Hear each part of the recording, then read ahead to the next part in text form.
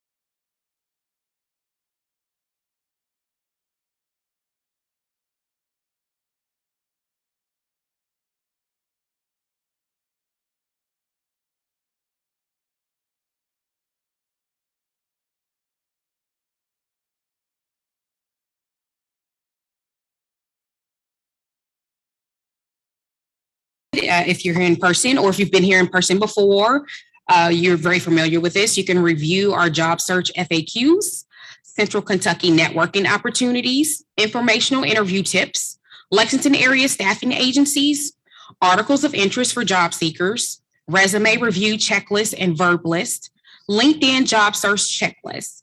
And you can find all this also at www.ukalumni.net/job club.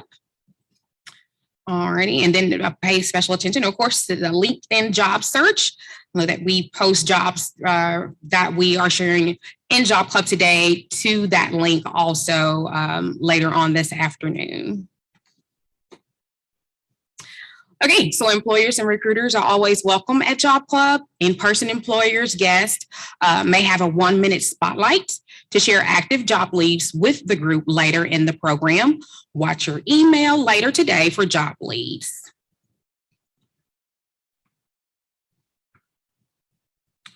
Okay, here, don't wanna give me a second here.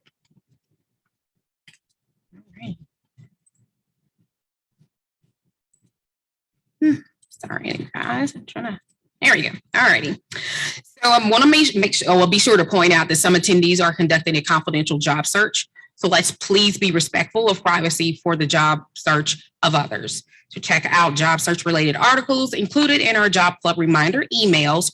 Recordings and PowerPoints for these slides will also be available on the UK Alumni webpage. And also during the week while we're waiting to have these PowerPoints available, you may go to our Facebook page or I should say the Extension Office's Facebook page, where the actually Job Club is streaming today, and you'll be able to look at some of those from the past also. Alrighty, so of course we want to welcome our first timers. We're glad you're here.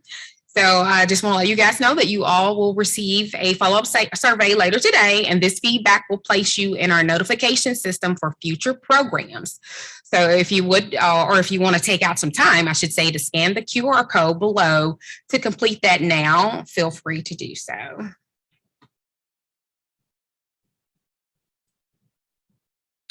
Alrighty, so as I mentioned earlier today, we hear all the time about success stories. So if you have one that you want to put in the chat that you may not have sent in just yet, feel free to go ahead and put that in there at any time today if you need to dig one up. We'd love to hear about your success during your job search, whether that was a great interview, a callback interview, actually getting a job, whatever you have. We love to share that here in Job Club.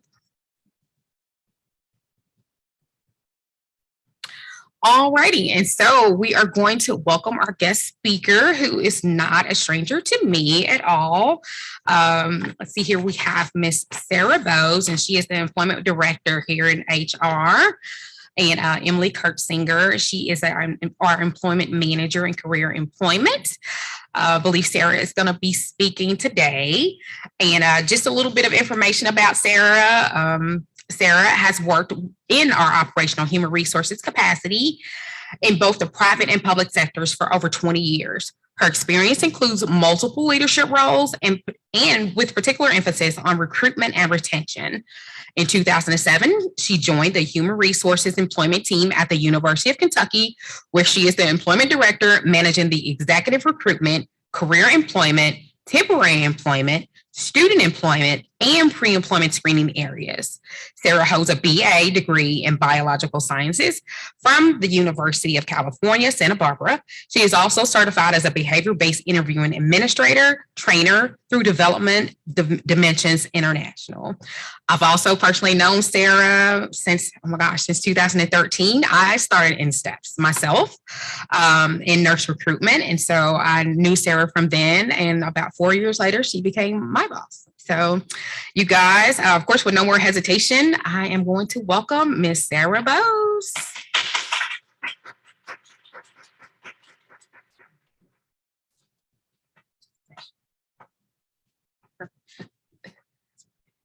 Okay, wonderful. Thank you so much. Can you guys hear me? I also have a mic here, so I'm going to turn that on too to double up on my voice. If you can hear, that's great. Thank you all for joining today, both online and in person. We're very excited to have you. As Nicole says, I've been at UK for the last 15 years. In fact, yesterday I had my anniversary lunch with my supervisor, which was very cool. We kind of sat and thought about all the wonderful things that we have done over the years. And it's a pretty impressive list of accomplishments, but it's also a wonderful place to work. So one thing that I'd like to tell, and kind of just going off of what we've seen today, is a little bit of an add-on to my agenda. So my agenda, we'll talk about applying to UK, the quality versus the quantity, your application, and I certainly want to answer any questions you have. But kind of as a special, watching everyone today work through the technology difficulties, getting something launched, made me start to think of what are some things that we all do.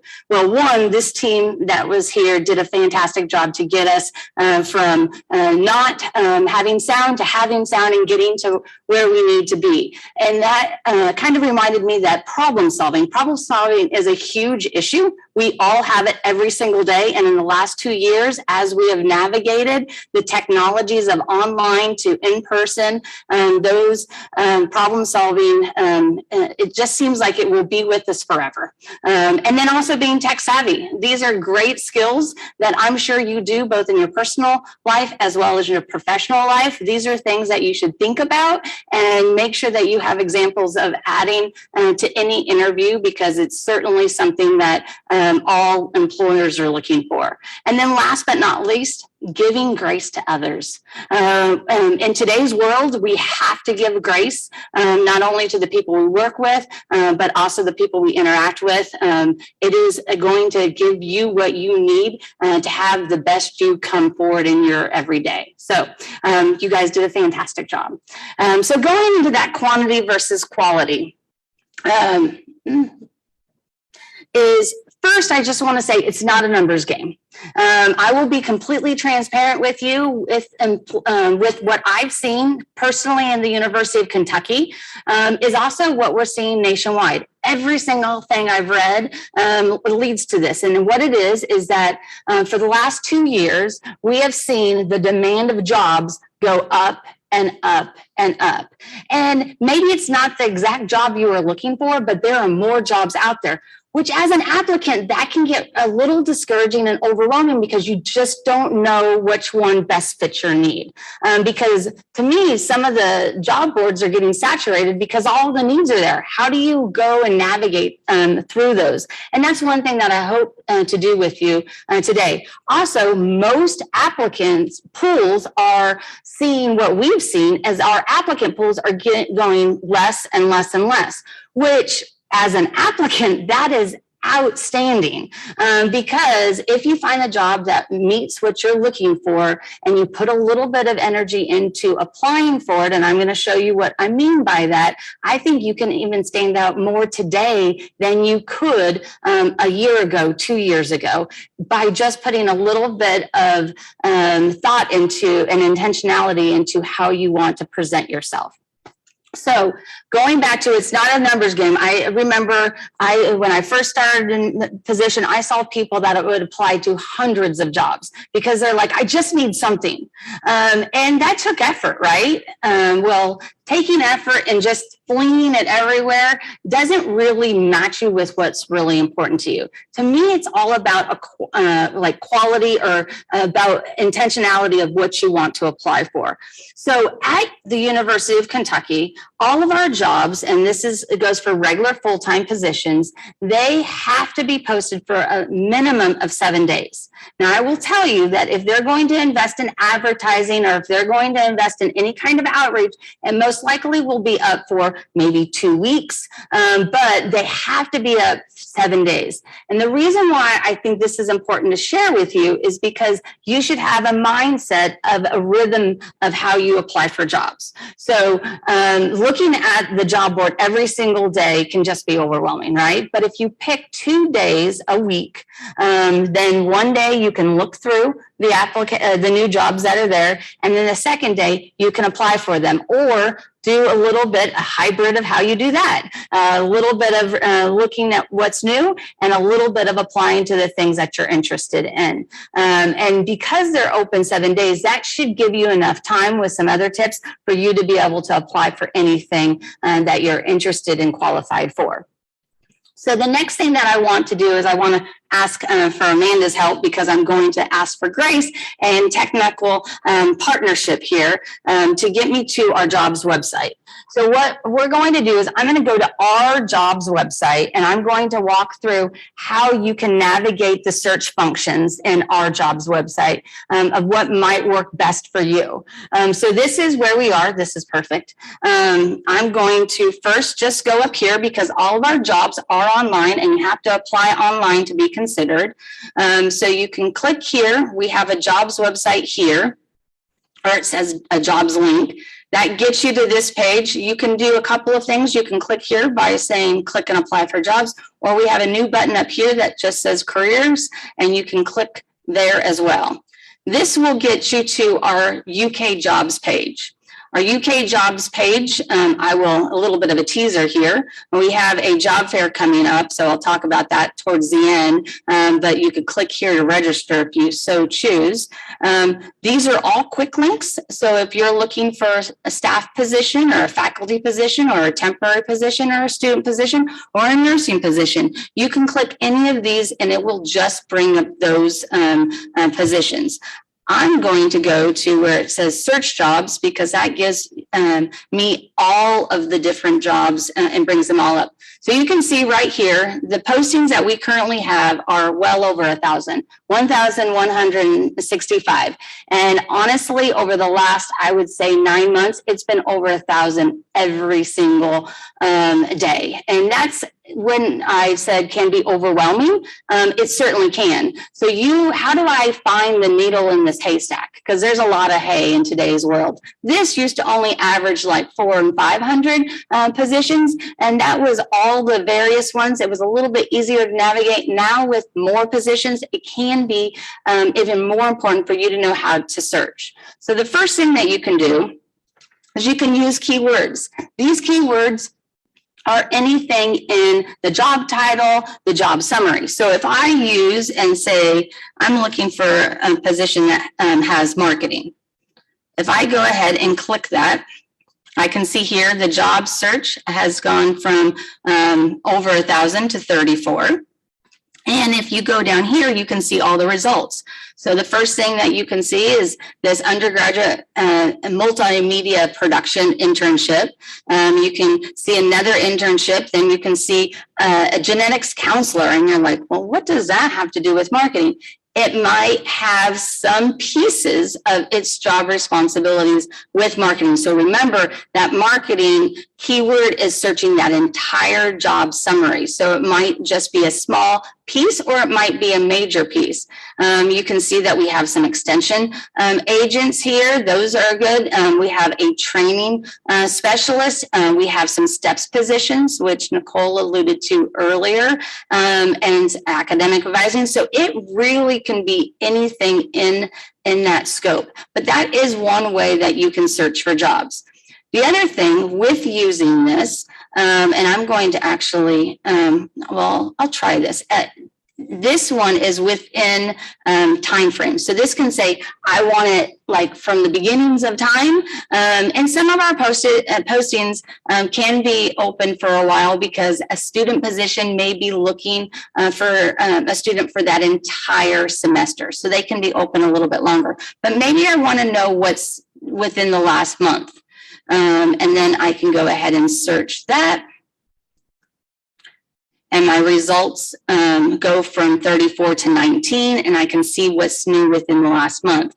I can do that same process as what we were talking about. If we have a couple times a week, what's the last week and what does that pull? We post jobs every single day. We don't post them.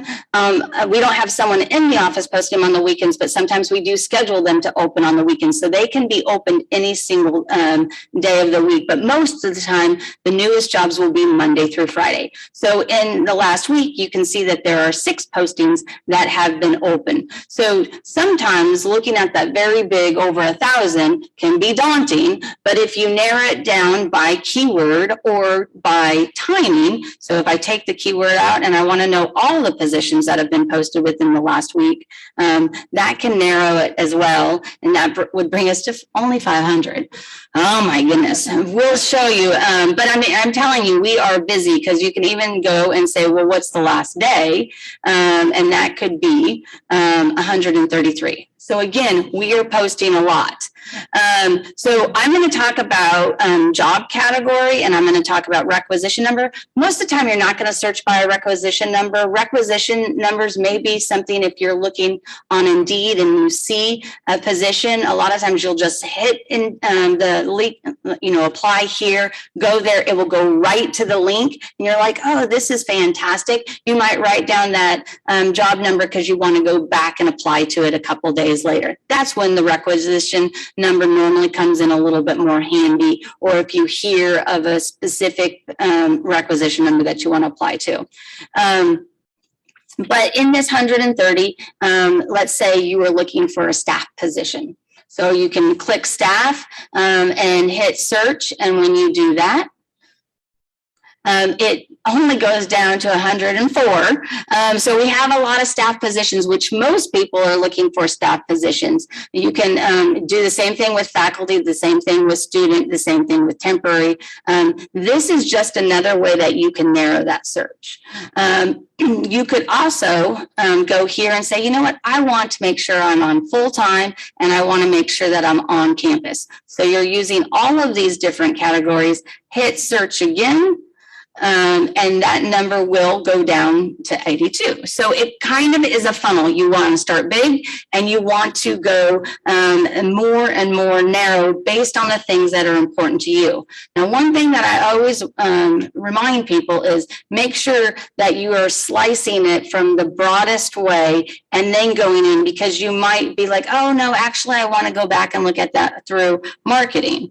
And if you do that, you might get to only one. Well, it's not like, aha, Eureka, this is the one that's meant for me. This is really just telling you that you might have to broaden your search in several different ways to get to the one you want.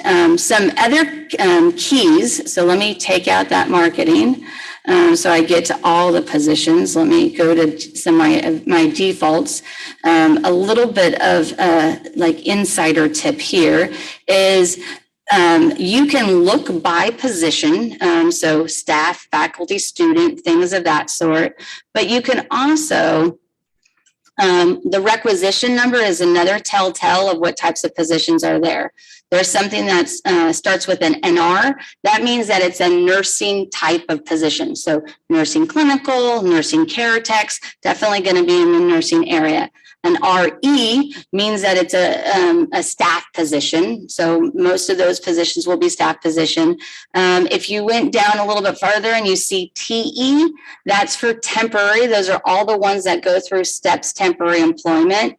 And then I'm not sure if I will find it or not, but there is, I did, one that says DU. That is actually mostly going to be student positions. Every once in a while, we have a non-student temporary position that's also a DU. But if you're not a student, then those are not the positions that you're looking for. So it's easy to kind of filter out while filtering in. So one other tip that I want to give you for just how to search is the job categories. So let's say we have all of these selected and we want to get a job in, I'm going to be very specific and say human resources. because we're always looking for good people in human resources. But there's nothing there. But I just saw that trainer position. So sometimes this is how the department self-categorizes them. So let's say that I'm looking for, I'm going to go and look, do the job search of general management and search there.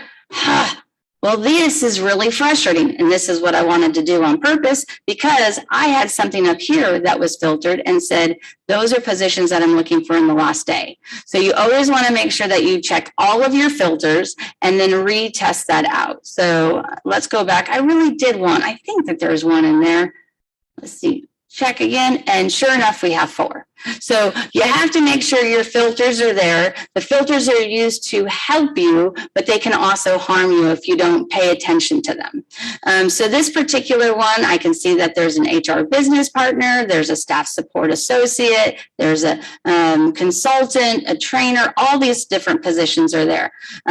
So that's another way that you can use it. Now, I will tell you, you can imagine us being a academic medical center. We also hire a lot of people on the healthcare side of things. So a lot of feedback I've been getting lately is, I would love to get a job, but man, I have to go through all of those healthcare positions, and I don't want to work in healthcare.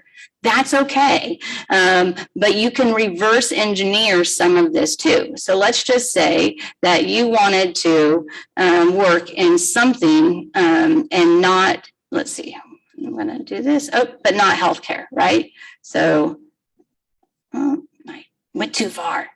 So I would hold down the control key, and then I would, hold on, I have to go from the top. Hold down the control key, and I would select these as I go. Why is it not? Hold on, technology and grace, remember. So I'm going to click each of these, and I'm going to go and click all the ones that I'm interested in. So I can use the, if I'm using the shift button, I can use the arrow keys. If I'm using the control button, which allows me to skip around, then I can go ahead and click and drag down. So sorry, it's taking a little bit of time. But you can see what I'm talking about here. So I can go in and I can click all the ones that I want, and I won't then click nursing nor healthcare. And you can see that this would allow you to, we're going to do a couple more, because definitely I've got a lot of great research jobs, skilled trade, and we're going to do that. And then we're going to search. And when we search in that sense, it will narrow that search, and we have any time. So it went from over 1,000 to 500. So you can see that we still have a lot of positions here. I don't want to belabor these functionalities. A lot of you guys are very familiar with them, but I wanted to show you kind of the highs and the lows of what they can bring. And it will help you navigate what you're looking for. And if you are taking that 2-day approach and you then just have to look at the last week, it really makes that like a 5-10 minute, yep, oh, nope, I'm not interested. Or if you're doing it day by day, that could even be a 5 minute a day just to see what we have on our website. So if you have any questions, certainly submit them to the chat, but if not, we'll just keep on going. And I'm going to go there. And I think that I should be, oops, do we have a question? Okay. We do. So just in regard to that UK jobs board and how you can select different categories of positions, someone in the chat is wondering, what is the difference between staff positions and faculty positions? Great question. So staff and faculty positions, they're actually quite a bit of difference. Staff could be anything from any profession you're thinking of. So a lot of times when I think about UK, I think about hiring for a small city.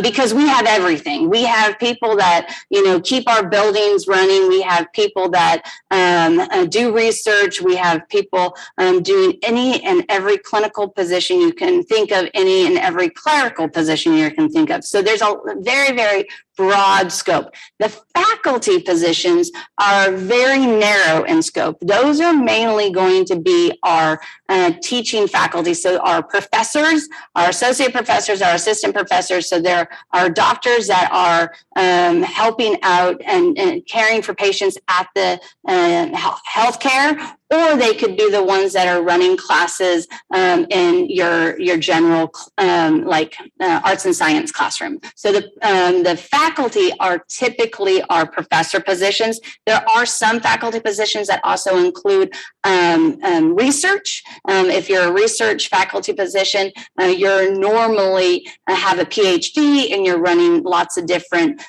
programs and grants and things of that sort. So hopefully that gave you the insight that you were looking for that. If you have any other questions, please don't hesitate to ask. This is all about you. It's not about me, so I want to make sure I'm answering your questions. So we talked about the functionality. The other thing that I always ask people to do is be open-minded. So in today's market, I'm almost thinking that people can be a little bit more, you want to be open-minded because maybe the job title, you're not really sure what that is. So you want to take time to read the job summary. When, 5 years ago when I presented on this topic, I would say being open-minded because it was an employer's job market, not an applicant's job market. In this day and age, it is an applicant's job market. So when I say be open-minded, you don't know how jobs title their positions. So those job summaries should give you a little bit of a better understanding. So be open-minded by, if it's intriguing to you, dig in a little bit more. Or if it gives you any reason to think, pause and take the time to make sure that before you just discard that position away. Because sometimes a staff support associate, which is a common job title that we have at the university, can be a vastly different thing in one department versus the other department. So those job summaries are going to be very, very important. But you also want to be realistic. Even though it is an applicant's market and you guys will be getting a little bit more exposure than you would in the times of us having hundreds and hundreds of applicants for a job, if you don't have anything that's leading you except for the desire to have that position, you're probably not going to be considered for that position. So you have to, and we'll talk about how you can look at your experience and how that matches the responsibilities of the position and then push yourself along. So definitely be realistic. And then also, as we said before, you always want to complete an application. You have to complete an application, get it in before the deadline to be considered for that opportunity. All right, keeping things going.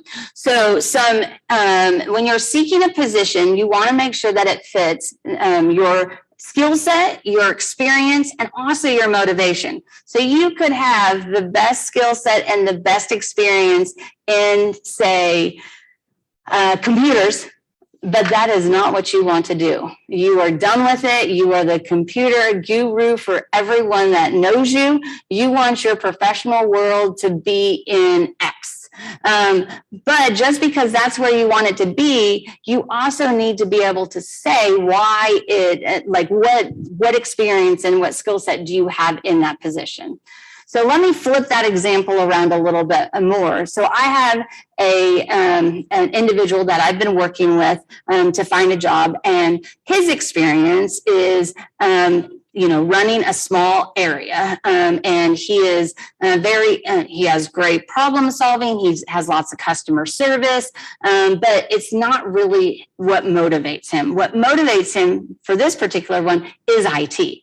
And so we've been talking about how he can think about opportunities at work. He has found and been that guru at work as well as home, and started to create projects. He's made himself more available available. He's created some solutions for that. So now he's building that into his resume so that when he does go to apply, he can also highlight those IT aspects, even though he may not have a job title that has IT assumed responsibilities, but showcase that in his experience that he has had over the years. So lots of fun that you can have with that. You have to be able to bring it out and speak to it.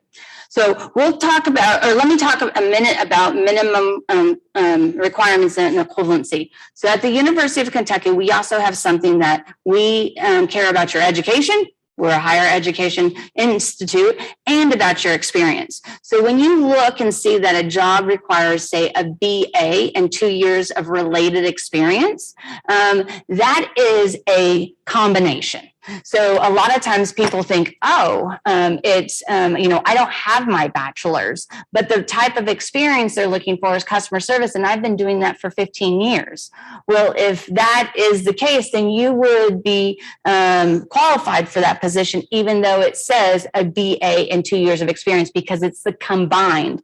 And that BA really is equivalent to 4 years of related experience. So same situation, maybe you have spent your time getting education and you haven't had an experience, and that same job has a bachelor's in 2 years and you have your master's, well, you would also qualify for that position. So we try and look at the equivalency or the combination when thinking about how you meet the minimums of that position. So keep that in mind as you're looking for what are the minimum qualifications, and does my combined education and experience give me what I need to qualify for that position. So that's one thing to keep in mind when you're thinking about applying for jobs at the university. You always want to make sure that your application materials are ready to go. So, and updated, because a lot of times I've seen that people are good about applying to one job, and then they're like, oh, great, I got one. Okay, moving on. 2 years down the road, they want to apply for another position. And the wonderful thing about an online application is all of your stuff is there. So your application is there. And so you're like, all right, I'm ready. And that magical job just came up and I want to apply for it. Well, you go to apply and you upload the application or use the application you have, and you just kind of say, yep, it's the same. I move forward, and you just hit apply and move forward and submit that job or that application to that job posting without saying, oh, wait, I've actually had 2 additional years of experience. So you don't update it with your most recent experience. So you want to make sure that you're constantly updating your application. And I always talk about, and we'll talk about this a little bit, is customizing it to the type of job that I'm applying to. But the other thing that you should do in just thinking about the types of jobs you're looking for and applying to jobs, for the general sense, you should also take time to research the web, because being a public institution, most of our jobs or most of our departments have public websites. So you can see how that position in some cases fits into that department. What if you're looking at human resources and you're looking at that position that we saw earlier, that trainer, you can go because there is a department that's called training and development, and you can see what's going on. What does that experience in that department look like? What's the feel of that department? How broad is that department? Is this the only position? And so what they're saying on that job description is all that I would be doing, or is there a lot more there? So you can do a lot of research to garner a lot of your questions to see if you would be a fit by just preparing ahead of time. All right, so the next thing is your online application. So first, you want to be able to clearly communicate your skills, knowledge, and abilities. And then make sure that you highlight why are you the best fit for this candidate. One thing that has not changed, although we have more jobs and less candidates for many of those jobs, the person making the hiring decision 9 times out of 10 is going to be the supervisor of that job. They might have other people participate, but it's going to be the supervisor of that job. And when a department is short-staffed, who's doing that job? That supervisor. So if that supervisor is doing the job of the vacancy, which they're hiring for, they're probably a little bit overwhelmed. So one thing that I always say is I try to be patient with our supervisors because they are our hiring officials. But the other thing is that they don't have a lot of time. They have very, very little time. And that does not mean that you should not apply. I'm not saying that, but you want to make the job as easy as possible for that hiring manager. And sometimes we just say, well, they'll see that I have all this experience just if they, kind of read all the way through. Well, we don't know how they're going to slice and dice it and look at that application because every single one of our hiring officials take a different avenue. In fact, I had a panel once where we had 6 different hiring officials. They all sat across and they said, okay, what's more important, the application, the resume, or the cover letter? And I'm not kidding you, but every single person said something different. And so you never know. People are human. They take that human into the hiring process. And so you want to make sure that you are presenting your best in every one of those avenues. And so one way of doing that is by customizing all of those application materials. And what do I mean by customizing? So if you are looking for a marketing job and you have a list of responsibilities in your current job, and maybe a third of those responsibilities are marketing, and you and your supervisor have talked and they're like, look, these are the most important things, operations and this administrative tracking, and marketing is just if you have time to do it.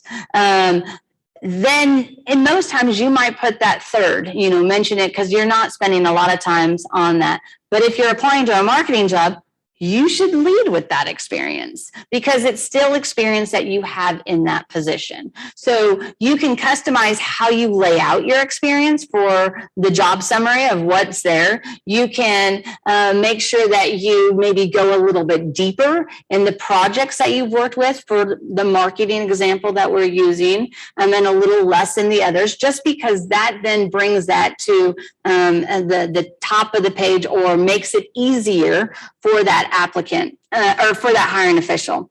The other thing that I would always do, and I know Caroline Francis has heard me say this before, I would always say, I'm a little old school. I'm trying to get a little bit more tech savvy, but I would print out the job application or the job summary. I try not to do that anymore.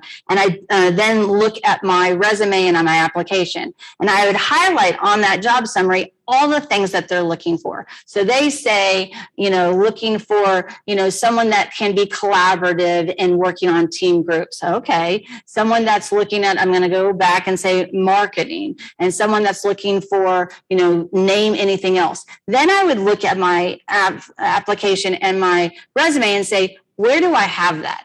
And sometimes something with, like if they mention collaboration on a group project and you don't have that listed on your application or your resume, with this customization, you should say, well, gosh, I do that all the time. So maybe it's like, work on a collaborative project for, this project, and this project within this last fiscal year, or whatever it may be. But pulling that so that you can highlight and customize your application materials to meet what the hiring official is looking for. That allows you to help them. You're like, okay, I know you're busy, but you say you want this, and let me show you how I have this. I have had some applications that they'll just, they'll see it. I'm going to laundry list it. They'll eventually find it. Well, if they only have 10 minutes to look through everything, you want to make sure you catch their eye as quickly as possible. Does that make sense? Okay. You certainly want to take your time and don't rush. That's why I say, look for jobs a couple times a week, because it always happens where you look at the job and it's midnight of that day and you have things to do after work and commitments that you can't miss. And so then you're up at like 11 o'clock trying to get it in before the midnight deadline. So try and make sure that you don't put yourself in that position. as I kind of alluded to early, attach a resume and cover letter. When you go back to that panel of hiring officials, if some of them think that the cover letter is the most important thing and you don't attach it, all of a sudden they're a little frustrated, like, I said I wanted a cover letter. I know I made it optional, but how much are you going to do the work that I want you to do? So I would attach a cover letter and a resume whenever you can. The resume should certainly be a complete resume. The cover letter tells a story of why this position and why now. That's the answer that you should be trying to, or that's the question that you should be trying to answer, and say, this position was, kind of attracted me because of X, Y, and Z, and this is why I think I'm the best candidate for the position. Proofread all the materials. Two things I would always say is, have someone that knows you and likes you proofread it, because they'll, and that's willing to give you feedback, just so that they can say, oh, this is a typo. I mean, I just did something the other day and I sent it to my boss, and it said, I meant to say prospect, but I said prospect, or perspective. I can't remember what I said, but it was definitely like, I proofread that thing a million times, but never saw it. But someone else's eyes that did not write them saw it very quickly. Another cool thing that Word has now is there's something that if you go to the review function, it's called read aloud. And you can hit read aloud, stick your cursor on the first, like for your cover letter, stick it there, and it will just read it. And when you hear someone else reading it, you're like, oh, I could do that better. And then you'll go and you'll actually correct it. But that's been a great way of, especially like, should it be past tense? Should it be present tense? Should it be plurals? Lots of different grammar you can hear better than you can read, especially when it's your own writing. So that's another tip that I've been using myself, but also giving others. And then last but not least here, I say be honest.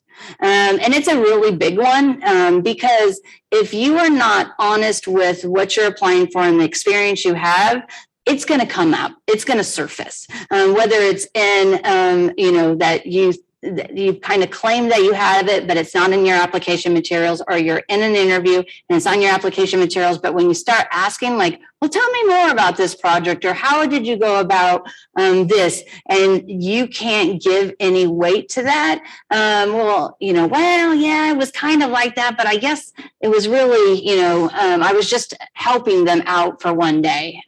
It will come out, and you don't want to put yourself in that position. And you certainly don't ever want to be in a position where they think you have skills and abilities that you don't have, because you're not going to be happy. You're going to get yourself in a position where you're not going to make your work history very happy, because you're either going to have to leave that job, or you're going to be kind of pushed to leave that job. So be honest. That's only the best thing that you can do for yourself. All right, so continuing on the application, these are some common pitfalls. So include your current position. I kind of alluded to that earlier, but I can't tell you how often this happens. It is worth repeating. Or someone, maybe you have applied. I've had people apply to a position, and then they get a job outside the university, and then that job's not really what they want, so they're still looking for a job at the university, and then they go to apply again, but they, 6 months, it just, that even that amount of time you want to add to your resume. Not including job duty details. A lot of people think, it's repetitive, it's on my resume, I'm just going to put C resume. So as a hiring official, when they say see resume, are they going to also say, like, I need you to, build this PowerPoint, but revise it from this one? Are they just going to say see old PowerPoint? Like, so it definitely is not your best foot forward, because they're asking for those details. And if you're not willing to do the work to put it on your first impression, how would you be on the job? So definitely don't put see resume, a little bit of a pet peeve of mine, but I do think it says a lot. Or there's some questions at the very end, and they're open-ended questions. This is like a 5-minute like sales pitch to the hiring official, and the people there sometimes say see resume. I'm like, no, it's a question. You should be answering it. You want to be very thorough with your answer. There's typically, I think the max is 1250 characters that you can put in there. You don't have to write a novel. You don't have to put it in there, but you do want to put time to say, they've asked this question. This is my answer. And this is going to be the cleanest, concisest way of me saying it because I get time to actually put my thoughts together. So I always say, use it as like your sales pitch on an elevator. You know, what would you say if this was your one thing of getting a job? Also, it probably means that whatever they're asking you about is pretty important in that job. So that's going to give you a good insight if that's the type of position that you want. I also, as a tip there, I always write it on Word, copy and paste it and stick it into the application, just because they do have the little red squigglies, and I certainly heart the little red squigglies, meaning you spelt it wrong. But it's a lot easier to navigate a technology that you know how to work to make it what you want it to.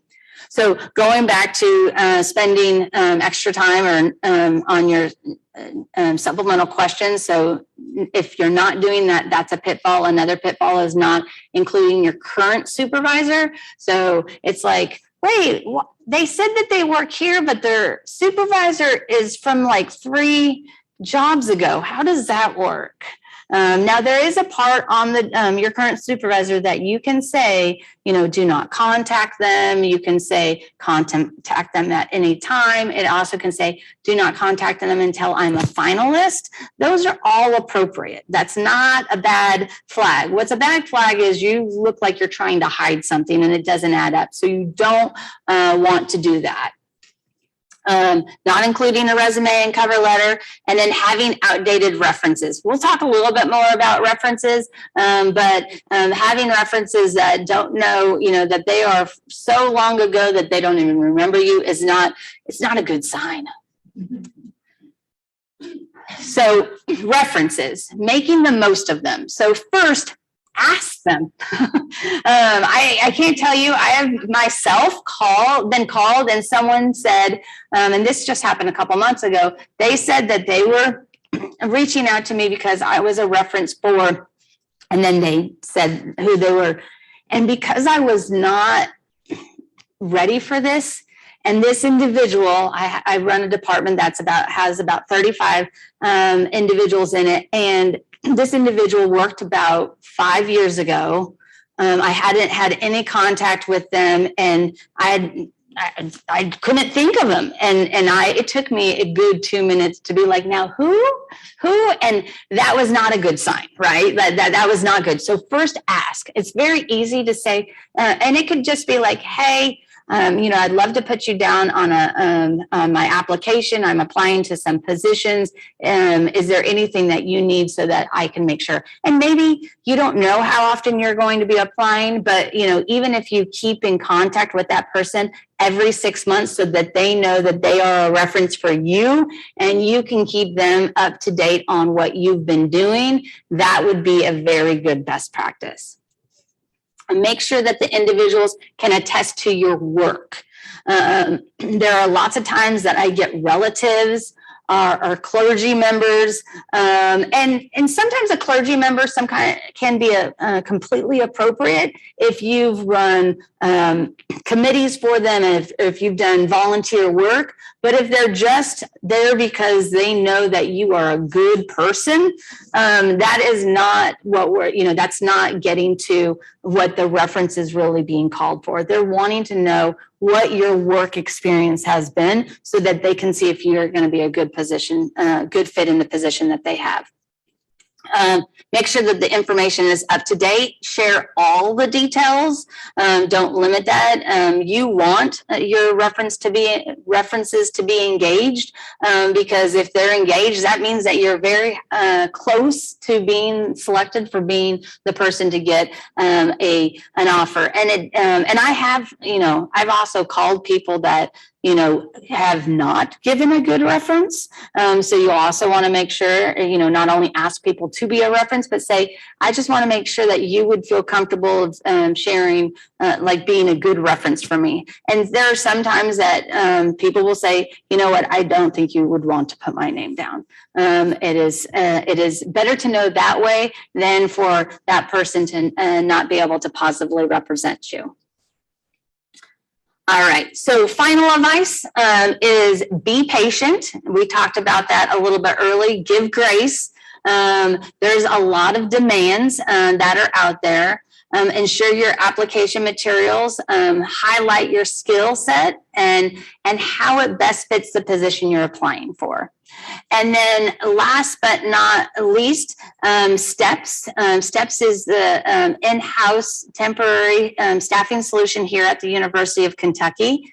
I can proudly say that I started through STEPS. So many, many moons ago, I moved to Kentucky, and I was not sure where I was going to get a job. And so I was told about STEPS. I applied. I worked in the work-life office, kind of got my understanding of what UK is all about, better assessed if it was a good fit for me, and also figured out what departments I was more interested in. And after about 6 months, landed a position within employment. And that was been a good match. But STEPS is a great opportunity for you to learn more about the university and also get some experience that you may not have, especially if you're thinking about, new kind of going in a different direction. Great for people who've just moved here. So any questions that the folks have? We do have one question in the chat, and that is it true that UK posts courtesy positions, or that is positions that are already filled, but they still have to be posted? That's a great question. There are sometimes that we have positions that will have something that's called internal candidate being considered.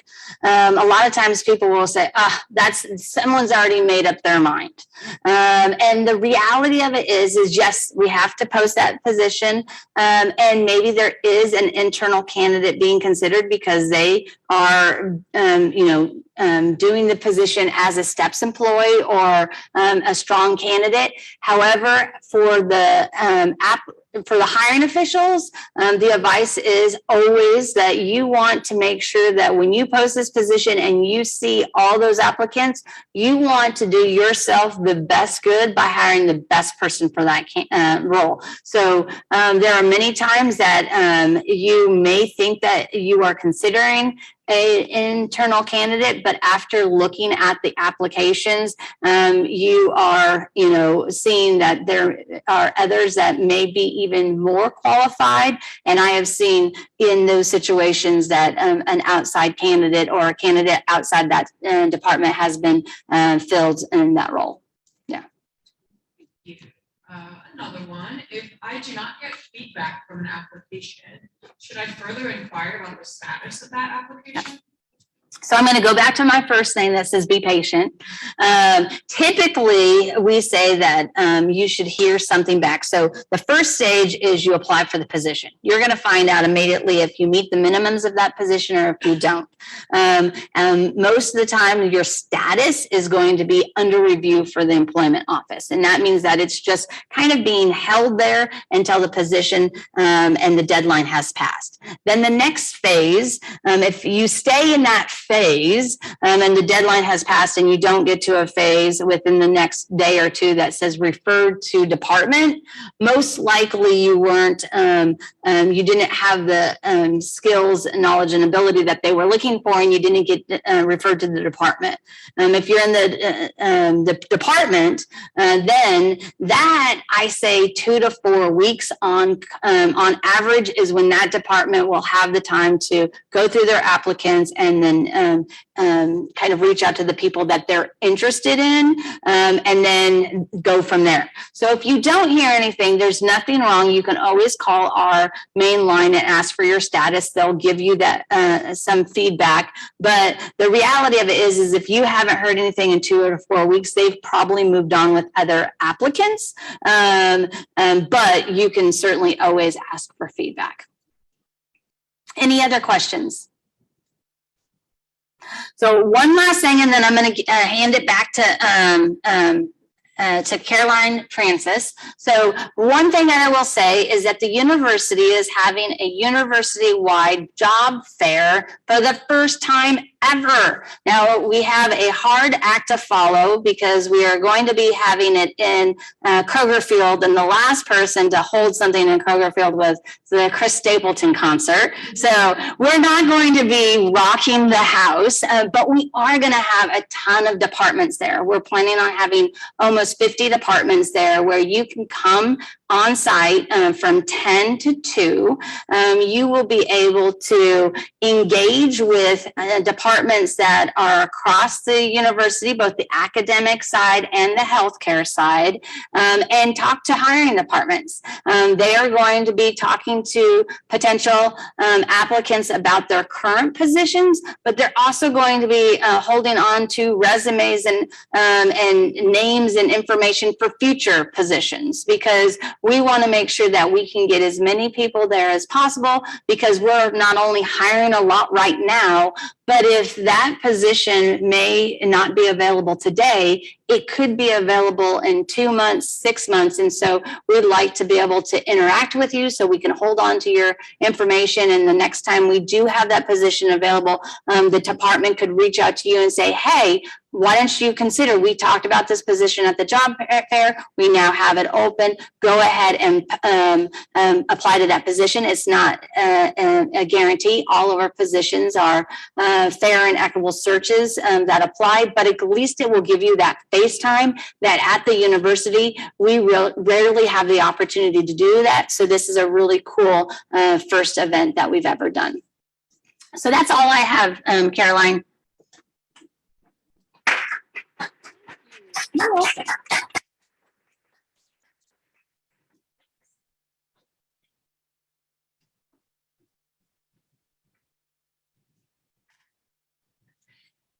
Thank you so much, Sarah. We really appreciate the collaboration with UKHR and UK STEPS. We've had many clients through the years that have decided to apply for positions at UK and are now happily working at UK. I have been with UK in 3 different jobs over the last 30 years, and it truly is a great place to work. So we really appreciate your collaboration. At this time, do we have any employers joining us remotely that would like to put a job in the chat box? Feel free to do that for our employers or recruiters that have active job postings to put those in the chat box. From our Job Club facilitation team, Cooperative Extension here in Fayette County, as well as in your local county, if you're watching from afar, has a world of programming going on in the springtime. Much of that is virtual, but we encourage you to check the Extension websites for your community, everything from home, garden, finances, hobbies, health. Love our Extension service, and please take advantage of all their fabulous programming. From UK STEPS, one of our partners, a few positions that you'll be able to find on LinkedIn posted are patient relations assistant, medical assistant, administrative services assistant, STEPS IT, a wide variety of jobs. Do check out our LinkedIn group. Many employers, not just UK, but employers are really utilizing that LinkedIn space to announce their job leads. And typically when they put something in that chat box or in that LinkedIn employer posting, they're actively hiring and it can move quickly. So utilize that as a part of your job search. Alumni Career Services has Leadership Week going on this week. We have a few more excellent programs left. next one will be right after this program. So if you go to ukalumni.net/leadership week, you can register for fabulous programming, free and open to the public. Also, Alumni Career Services are here to help. It's a benefit of membership in the UK Alumni Association, but anyone can join and take advantage. We are open to the public to take advantage of more intense one-on-one career counseling and assessment if you need that service. Our graduate assistant will also have a few complimentary resume review sessions. First come, first serve. That information will be in the chat box. She has a few sessions this week. If there's someone that would like to take advantage of a virtual resume critique with our graduate assistant. Next time on Job Club, May 10th, how to nail your LinkedIn profile. Our presenter will be Carrie Boyd, who's a senior recruiter with Valvoline. We can always use some updates on our LinkedIn profiles so that we can stay fresh and in front of employers. So we hope that you will join us on May 10th for our next Job Club meeting. Again, thank you to our UK partners. Please attend the UK Career Fair on May 14th. And we appreciate you joining us today. Good luck in your search and your career management.